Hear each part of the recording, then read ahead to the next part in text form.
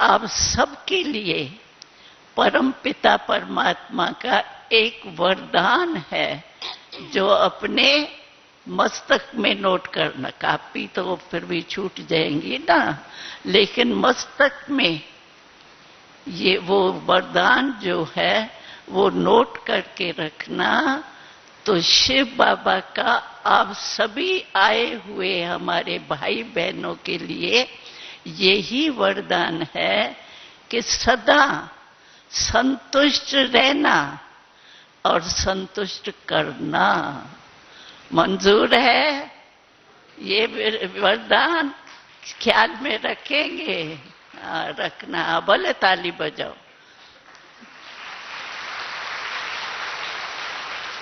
और संतुष्टता तब रहेंगी जब परमात्मा की, जिसके पास सर्व प्राप्ति होती है ना, प्राप्ति वाला हमें संतुष्ट रहता है। और सबसे बड़े में बड़ा खजाना कौन सा है? सुख। जीवन में और कुछ नहीं हो तो कोई हर्जा नहीं, लेकिन सुख चाहिए, शांति चाहिए, प्रेम चाहिए, आनंद चाहिए। ये चार चीजें जरूर मनुष्य के जीवन में चाहिए। तो परमात्मा को अमृत वेले याद करेंगे तो आपको ये चार ही चीजें परमात्मा से मिलेंगी। क्योंकि परमात्मा के पास है ही क्या? किसके पास भी जाते हैं तो जिसके पास जो चीज होती है वही तो देते हैं ना। तो परमात्मा के पास क्या चीज है? यही तो है जो हमारे जीवन में अगर एक भी कम है तो जीवन सुखी नहीं रह सकता है। चार ही चीजें जरूर चाहिए। तो वो चार ही चीजें जो परमात्मा से हमको चाहिए वो हमारा बाप है। परमात्मा पता नहीं क्या है, नहीं, परमात्मा हमारा पिता है। तुम माता पिता हम बालक तेरे, तुम्हारी कृपा ते सुख गनेरे, ये प्रार्थना भी तो करते हैं ना। तो परमात्मा हमारा पिता है। परमात्मा को संबंध से याद करना। संबंध से जिसको भी याद किया जाता है ना, वो सहज भी होता है और सदा भी होता है। आपके 4 बच्चे हैं, लेकिन 4 बच्चों में से भी जो वफादार होगा, जो बहुत प्यारा होगा चलन से, उसको आप अमेरिका में होंगे तो भी हर बात में याद करेंगे, भूलेंगे नहीं। तो परमात्मा हमारा दाता है, देने वाला है। तो उसको याद करने से हमको ये 4 ही चीजें, सुख, शांति, आनंद, प्रेम, सब चाहिए।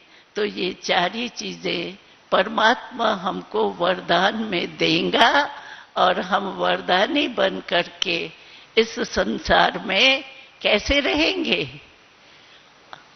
आपको पता है एक बारी शिव बाबा ने हमको ट्रांस में दिखाया था, जो प्रवृत्ति में रहने वाले हैं ना, उन्हों को बाबा ने कमल का पुष्प सौगात में दिया।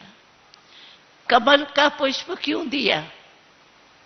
क्योंकि कमल पुष्प की विशेषता है कि जल में रहते, कीचड़ में रहते, संबंध भी अंदर है, लेकिन न्यारा और प्यारा रहता है। ऐसे ही परमात्मा गर्भगृह में रहने वाले बच्चों को ये कमल का पुष्प सौगात में देता है। कभी भी कुछ भी बात आपके सामने आवे, आप ये गिफ्ट जो परमात्मा की है कमल पुष्प की, वो सामने लाना। तो क्या होगा?